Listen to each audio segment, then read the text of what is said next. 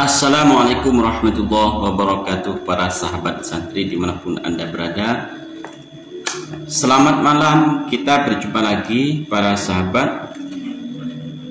Nampaknya permasalahan nasab klien Mbak Alwi ini memang sudah menjadi santapan sehari-hari bagi kaum milenial, terutama di kalangan warga Nahdliyin.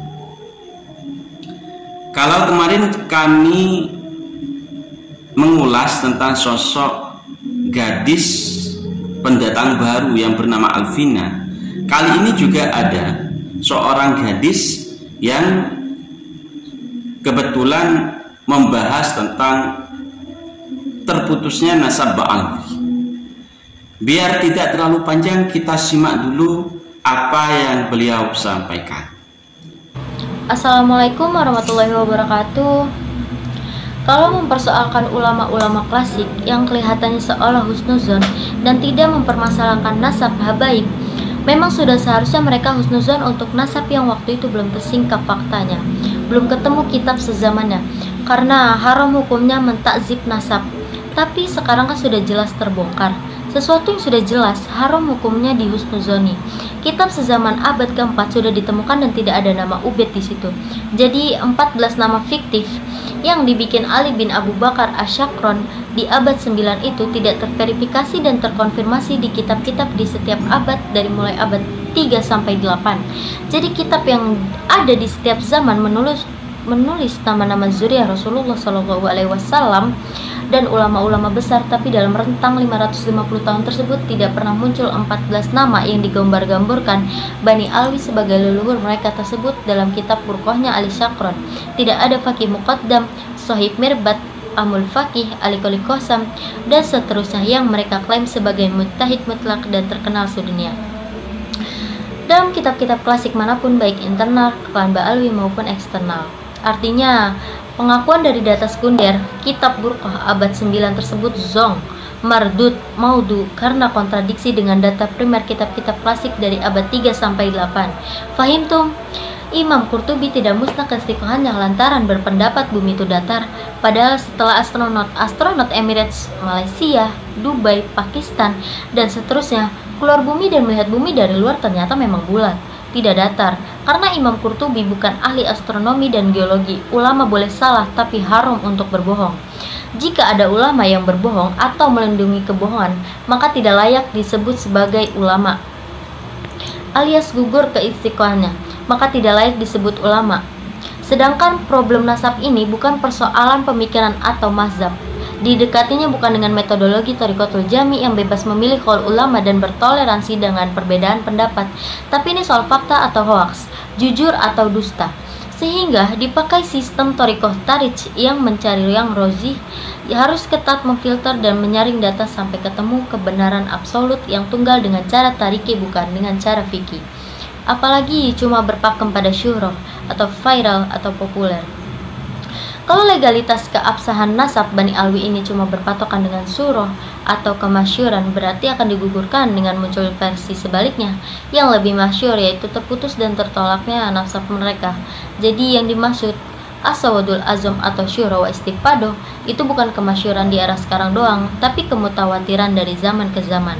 Artinya mutawatir terus secara mutasil atau tersambung dari mulai abad 3 sampai 9 dan sampai sekarang. Itu baru namanya syurah au mutawatir yang levelnya di atas sahih. Assalamualaikum warahmatullahi wabarakatuh. Sebenarnya apa yang dibahas oleh gadis ini ya sama halnya yang biasa kita bahas.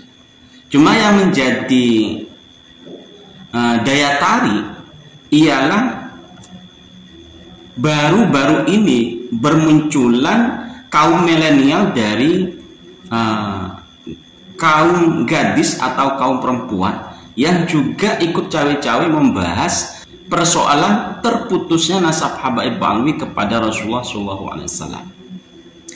Jadi itu sebenarnya yang bikin kita heran kenapa akhir-akhir ini itu banyak video kaum milenial baik dari kaum Hawa maupun apalagi kaum Adam, ya, baik dari kaum perempuan apalagi dari kaum laki-laki, yang sangat banyak sekali membahas tentang batalnya nasab klan Ba'alwi ini kepada Rasulullah SAW. Entah ini karena kebetulan hanya konten semata, ataukah memang memiliki niatan untuk seorang milenial ini loh, kami juga sadar. Monggo bagi para kiai, para gus yang lain juga harus membahas, meluruskan nasab Rasulullah SAW yang ternyata dicangkokkan oleh para habaib Ba'alwi. Jadi kemungkinan besar adanya rasa sadar dari kaum milenial ini. Otomatis dengan berdatangannya para kaum milenial ikut-ikutan membahas batalnya nasab habaib Ba'alwi kepada Rasulullah, berita ini akan cepat merambat, akan cepat didengar oleh kaum milenial yang lain, baik itu pemuda maupun pemudinya akan segera paham siapa sebenarnya itu habaib Ba'alwi dan seperti apa nasab dari habaib Ba'alwi yang seringkali mengakui bahwa dirinya adalah zuriyah Rasulullah SAW.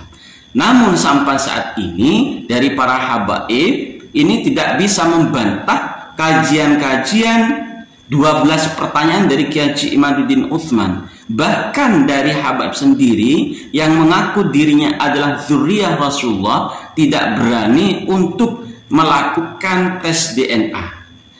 Walaupun kami sudah dengar beritanya ada sebagian habaib yang sudah berani tes DNA dan hasilnya memang tidak tersambung, tidak sesuai dengan genetik Rasulullah SAW.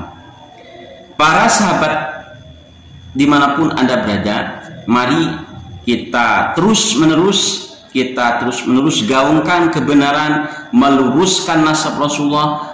Jangan sampai ada klan-klan yang mencangkokkan nasabnya kepada Rasulullah SAW.